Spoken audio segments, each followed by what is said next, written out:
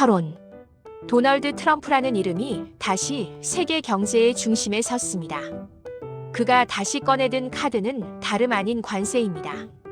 트럼프는 오랫동안 관세를 미국을 다시 강하게 만드는 가장 쉬운 무기라고 표현해왔고, 최근에도 한국을 포함한 여러 무역 상대국을 향해 강경한 관세 정책을 예고하며 국제사회에 큰 파장을 일으키고 있습니다. 관세는 단순히 수입품 가격을 올리는 문제가 아닙니다. 한 나라의 산업구조, 기업의 투자 방향, 소비자의 물가, 그리고 국가 간 외교 관계까지 모두 흔들 수 있는 강력한 경제 수단입니다. 특히 한국처럼 수출 의존도가 높은 나라에게 관세는 생존과 직결된 문제이기도 합니다. 그렇다면 트럼프는 왜 다시 관세를 들고 나왔을까요? 그리고 이 관세 정책은 한국 경제와 세계 무역 질서에 어떤 영향을 미치고 있을까요? 오늘 영상에서는 트럼프의 관세 정책 배경부터 한국에 미치는 영향, 그리고 세계 경제 전반에 던지는 메시지까지 차분히 살펴보겠습니다. 본론 1. 트럼프는 왜 관세를 선택하는가? 트럼프의 관세 정책을 이해하려면 그의 기본적인 경제 철학부터 봐야 합니다. 트럼프는 미국이 오랫동안 불공정한 무역의 피해자였다고 주장해왔습니다. 미국이 자유무역을 허용하는 동안 다른 나라들은 자국 산업을 보호했고, 그 결과 미국의 제조업은 쇠퇴하고 일자리는 해외로 빠져나갔다는 논리입니다. 이런 인식 속에서 트럼프에게 관세는 단순한 세금이 아니라 협상용 압박 수단입니다. 관세를 올리면 상대국은 결국 협상 테이블로 나올 수밖에 없다는 것이 그의 생각이죠. 실제로 트럼프는 일기 재임 시절에도 중국, EU, 캐나다, 멕시코, 한국을 상대로 관세를 무기로 사용하며 여러 무역 협상을 재편했습니다. 문제는 이 방식이 단기적으로는 정치적 성과를 만들 수 있지만 장기적으로는 불확실성을 극단적으로 키운다는 점입니다. 기업들은 예측 가능한 환경에서 투자 결정을 내리는데, 관세가 언제든 바뀔 수 있는 상황에서는 투자를 미루거나 보수적으로 움직일 수밖에 없습니다. 2. 한국을 향한 관세 압박의 핵심. 최근 트럼프가 언급한 한국 관련 관세 이슈의 핵심은 자동차와 핵심 수출 품목입니다. 한국은 미국과의 교역에서 자동차 부품, 철강, 배터리, 전자제품 등이 큰 비중을 차지합니다. 이 중에서도 자동차 산업은 한국 경제의 상징적인 분야이자 고용과 직결된 산업입니다. 트럼프는 한국이 무역 합의를 충분히 이행하지 않고 있다는 논리를 내세우며 관세 인상 가능성을 시사했습니다. 이에 대해 한국 정부는 이미 합의된 사항을 이행하고 있으며 관세 인상은 과도한 조치라는 입장을 보이고 있습니다. 이 지점에서 중요한 것은 관세 인상이 실제로 시행되느냐보다 가능성 자체가 시장에 미치는 영향입니다. 기업 입장에서는 관세가 실제로 적용되지 않더라도 적용될 수 있다는 불확실성만으로도 큰 부담이 됩니다. 수출 가격을 어떻게 책정해야 할지, 미국 현지 생산을 늘려야 할지, 아니면 다른 시장으로 방향을 돌려야 할지 끊임없이 고민해야 하기 때문입니다. 3. 한국 경제에 미치는 직접적인 영향.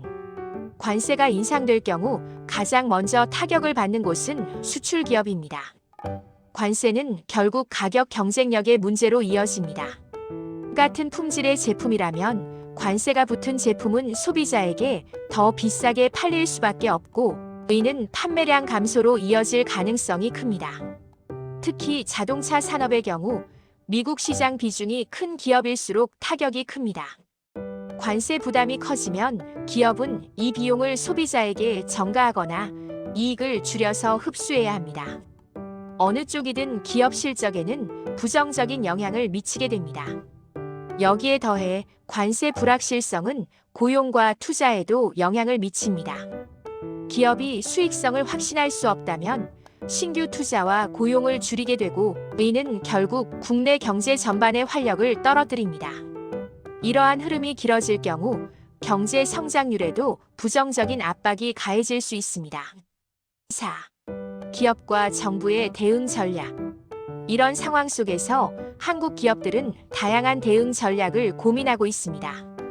대표적인 방식은 미국 현지 생산 확대입니다. 관세를 피하기 위해 미국 내 공장을 늘리거나 생산 비중을 높이는 전략이죠. 하지만 이 역시 쉬운 선택은 아닙니다.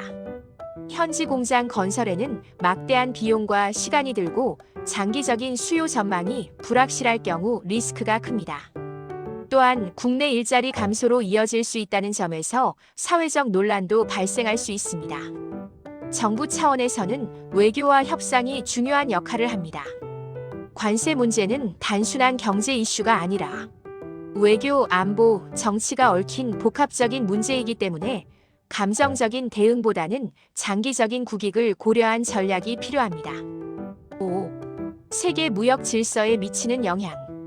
트럼프의 관세 정책은 한국만의 문제가 아닙니다. 미국이 관세를 무기로 사용하는 순간 전 세계 무역 질서는 다시 긴장 상태에 들어갑니다.